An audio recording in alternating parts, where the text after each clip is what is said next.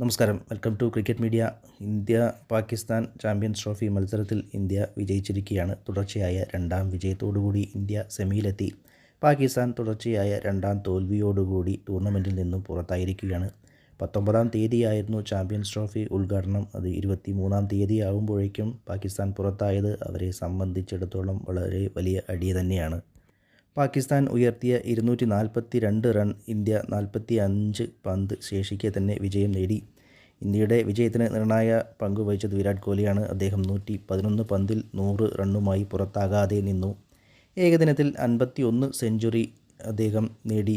ഇതോടുകൂടി ചാമ്പ്യൻസ് ട്രോഫിയിൽ അദ്ദേഹം നേടുന്ന ആദ്യ സെഞ്ചുറിയാണ്. കൂടാതെ ഈ മത്സരത്തിൽ അദ്ദേഹത്തിന് 16 റണ്ണേ വേണ്ടിയിരുന്നുള്ളൂ. തൻ്റെ കരിയറിലെ 14,000 റണ്ണ് തികയ്ക്കാനായിട്ട് ഏറ്റവും വേഗത്തിൽ 14,000 റണ്ണ് തികയ്ക്കുന്ന താരമായി കോഹ്ലി ഈ മത്സരത്തോടുകൂടി നേടി. വിരാട് കോഹ്ലി ഏറ്റവും കൂടുതൽ ക്യാച്ചുകൾ എടുത്ത താരമായി ഇന്ത്യക്ക് വേണ്ടി, അതും ഈ മത്സരത്തിൽ അദ്ദേഹത്തിന് ആ ഒരു റെക്കോർഡ് കൂടി നേടാൻ കഴിഞ്ഞു. 158 എണ്ണം. 156 എന്ന മുഹമ്മദ് അസറുദ്ദീൻ്റെ റെക്കോർഡാണ് അദ്ദേഹം ഈ മത്സരത്തോടുകൂടി മറികടന്നത്. പാകിസ്ഥാൻ്റെ ബൗളിങ്ങും ഫീൽഡിങ്ങും ശരാശരിയിൽ താഴെ തന്നെ ആയിരുന്നു. ഇന്ത്യക്ക് വേണ്ടി കുൽദീപ് യാദവ് 3 വിക്കറ്റ് നേടി. ഹാർദിക് 2 വിക്കറ്റ് നേടി. ഇന്ത്യയുടെ വിജയത്തിന് അവർ നിർണായകമായ പങ്ക് വഹിച്ചു.